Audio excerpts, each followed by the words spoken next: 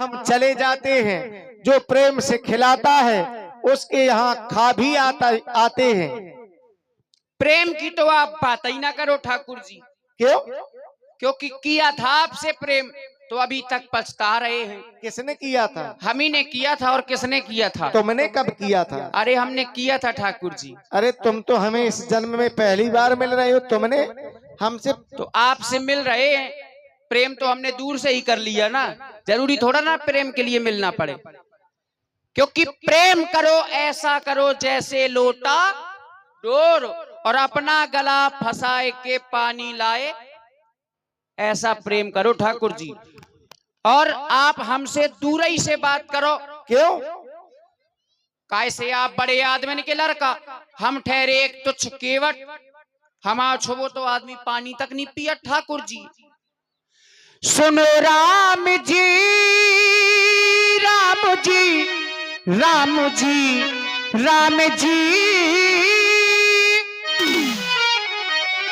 हो, अरे सुनो राम जी दूरी रहना, तुम दूर से करना बात। तुम तो हो ऊंचे कुल के हमारी नीची है जात। तुम तो हो ऊंचे कुल के हमारी नीची है जात।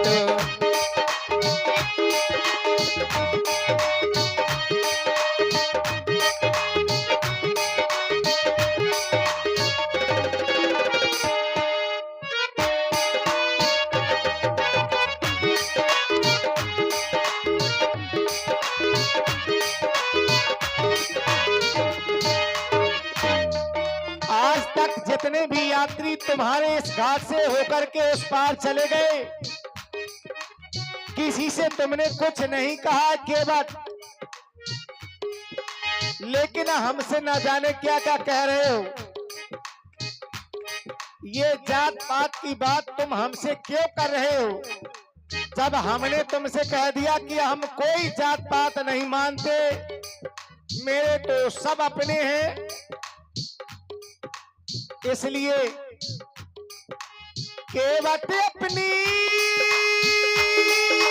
नाव ले आना,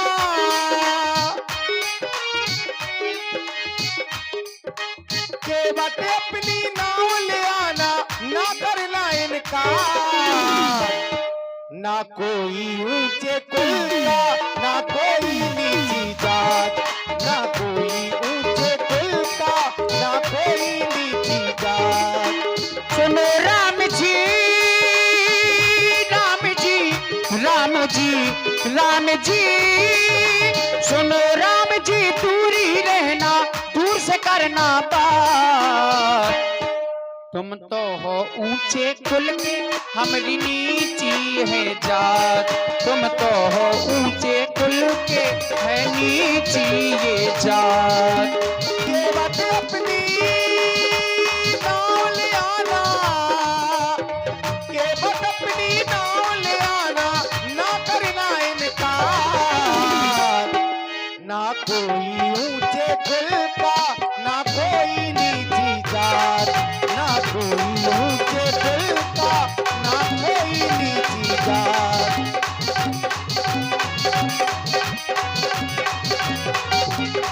बोले ना कोई ऊंचे कुल का, लेकिन तुम्हें तो हो लड़का अवधिपुरी के, हम केवटी हैं नीची कुरी के। तुम तो हो लड़का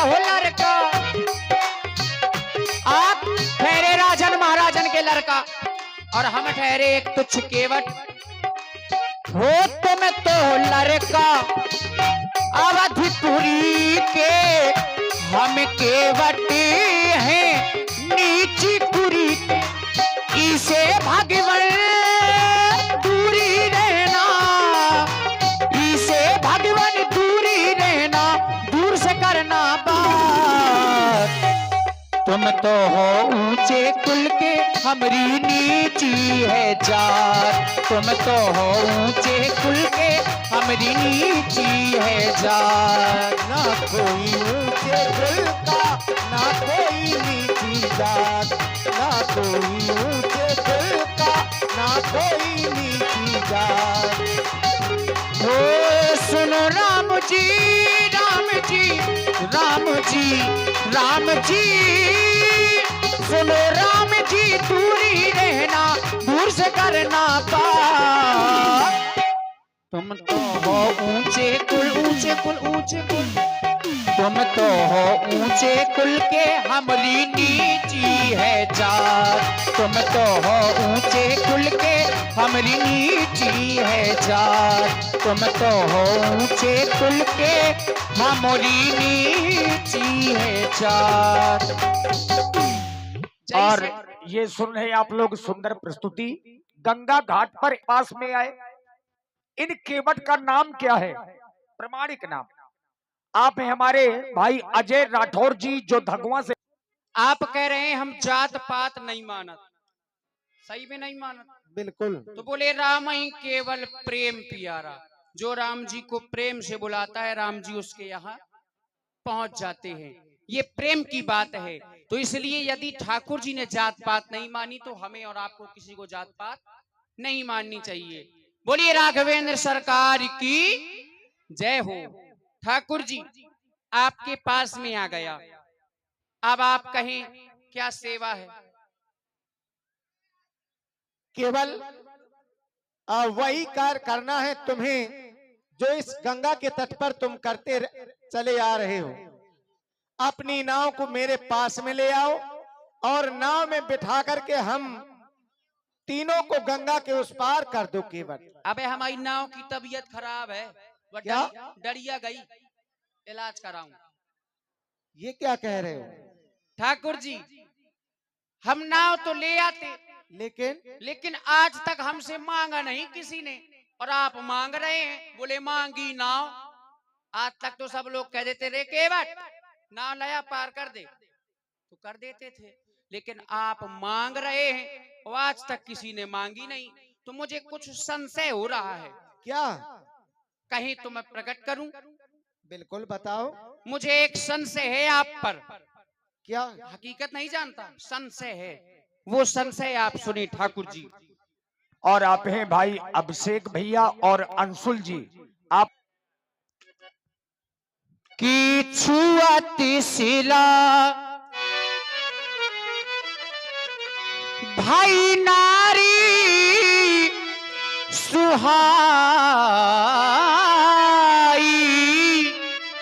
या पाहन तेना काठ कठिनाई, या पाहन तेना।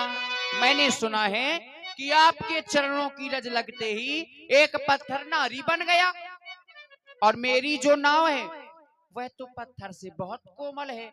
कहीं ऐसा ना हो कि तरनी मुनि, तरनी यानी कि मेरी नौका, मुनि धरनी होई जाई, या बाट परे मोरी नावे उड़ाई, या बाट परे। कहीं मेरी नाव नारी बन गई, और कौन ऋषि मुनि महात्मा के साथ है 9-2-11। तो एक तो हमारा नौका चाहिए जाए, ऊपर से बदनामी, क्योंकि यही प्रतिपालो। इसी नौका के माध्यम से मैं सभी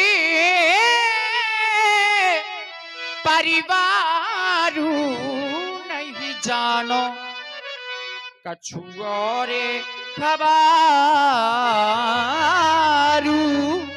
मैं नहीं जानो। इसी नौका के माध्यम से अपने परिवार का भरण पोषण करता हूँ, इसके अलावा और कोई दूसरा धंधा भी नहीं जानता। मेरे ठाकुर जी नावे न नारी, डर लग रहा है मुझे। अरे नावे न नारी बन जाए प्रभु तुम्हें बिठाने में, रोजी रोटी चलती है बस नाव चलाने में। वहीं लय रहा नाव या न लय? ठाकुर जी प्रभु मैं पार उतारूंगा, आपको पार तो कर दूंगा, लेकिन चरण पहले पखारूंगा, प्रभु मैं पार उतारूंगा, चरण पहले पखारूंगा।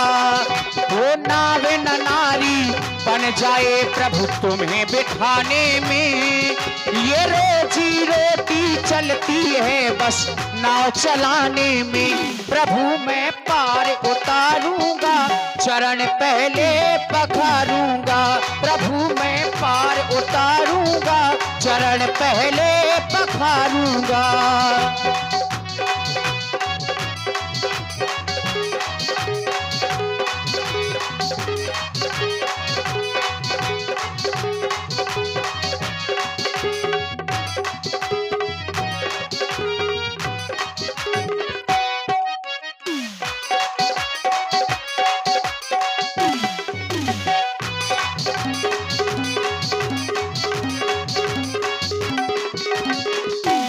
ठाकुर जी, ना कोई जड़ है ना कोई जरिया, खाली नजरिया का करीबे, और सबके घर में एक मेहरिया, हम दुई दुई मेहरिया का।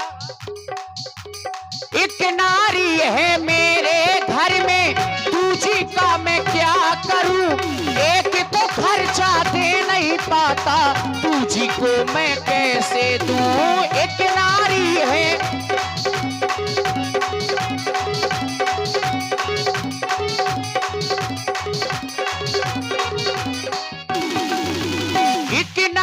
है मेरे घर में, दूजी का मैं क्या करूं, एक तो खर्चा दे नहीं पाता, दूजी को मैं कैसे। जब लड़ेंगी दोनों हे भगवान, जब दो दो नारी हो जाएंगी तो आपस में लड़ेंगी, और लड़ी है वहीं और ठठरी पतरी मोर करी। जब लड़ेंगी दोनों हे भगवान, जब भिड़ेंगी दोनों हे भगवान, अब न चलेगी कोई मेरी उनके सामने। ये रोजी रोटी चलती है बस नाव चलाने में। प्रभु मैं पार उतारूंगा, चरण पहले पखारूंगा, प्रभु मैं पार उतारूंगा, चरण पहले पखारूंगा। वो नावे न नारी बन जाए प्रभु तुम्हें बिठाने में, ये रोजी रोटी चलती है बस नाव चलाने में। प्रभु मैं पार उतारूंगा, चरण पहले पखारूंगा, प्रभु मैं पार उतारूंगा, चरण पहले पखारूंगा। जो प्रभु पार अवश्य गा चाहूं, तो मोहि पद पदुम पखारन कहाऊं। अगर आप उस पार जाना चाहते हैं तो कहे हे केवट, अपना कठौता ले आओ, मेरे चरणों को पखार लो, तो मैं आपको यह सब करने की आवश्यकता नहीं है केवट तुम्हें। आप हैं प्रिया देवी राठौर के लिए कहा, और केवट संशय बता रहा है। संशय केवल यह है केवट को कि मेरे चरणों की रस से पत्थर नारी बन जाते हैं। क्यों केवट जी? और कोई तो बात है नहीं, और कोई बात नहीं। ये तुम्हें किसने बताया कि मेरे चरणों की रस से पत्थर नारी बन जाते हैं? संत ऋषि मुनि महात्मा आवत रहे हमरे घाट से, वही बतावत रहे। केवल यही बताया? यही बतावत रहे। हर जगह तो ऐसा होता नहीं है। कैसा? एक